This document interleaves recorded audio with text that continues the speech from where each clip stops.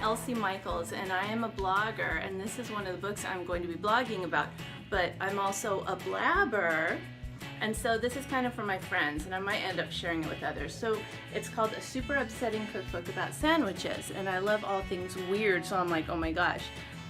And to make a fair review, I figured I should probably try to attempt one of these recipes, but I'm one of those people that don't like complicated recipes. This was a lot of work, but the thing is, I think they want you to think that, so that when you go to their takeout place and you get a sub in New York, they want you to know this stuff's not easy to make. This is called A Super Upsetting Cookbook About Sandwiches, and this is for our blab, okay? So I decided to make this a day before the blab because I am so hot right now and I can't do blab and cook at the same time like Angela. So I could not get all the right ingredients. They want sub rolls. I'm using olive bread. They want Fontina. I'm using smoked Gouda. I am getting my own pickled jalapenos from a jar. I did make the onion puree, and I actually did fry zucchini, and I did it in a way where you have to fry it really fast, right? Because you don't want it to soak up the oil. Okay, so for this zucchini parm, apparently it's like eggplant parm, but with every different ingredient. And then of course I did store-bought barbecue chips. So I just wanted to give you the heads up. So I'm going to assemble this.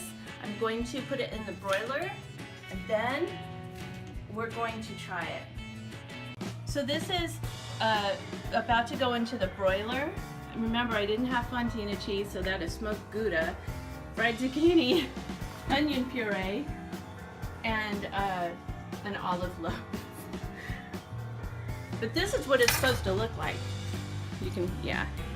Okay, here we go, guys. It's going in the oven, and then just wait for the next two ingredients. Okay, so a real master chef would probably say, no, no, no, not right. You see the cheese, it has fallen. You know, that kind of thing. But you know, it's cool. We're just, okay, I'm not gonna bring poor Tom into this. I was about to say we don't know what we're doing. Okay, so now.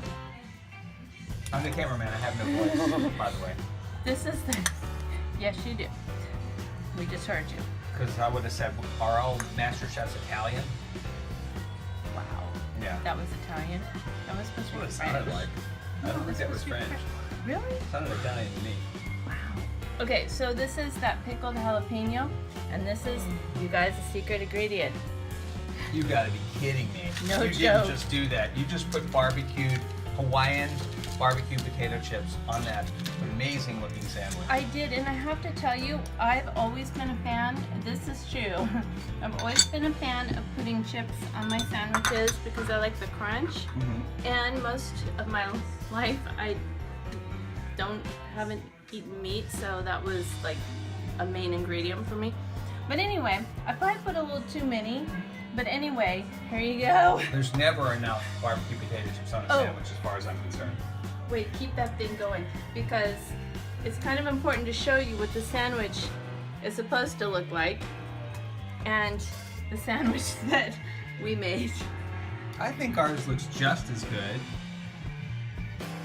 Yeah, and definitely remember, a lot more interesting. They probably brightened theirs. Yeah, ours is more so. Realistic, so ha-ha. No, I'm kidding. CGI and all kinds of trickery in the studio. Okay, so I appreciate you taking the time to try the sandwich for our blab.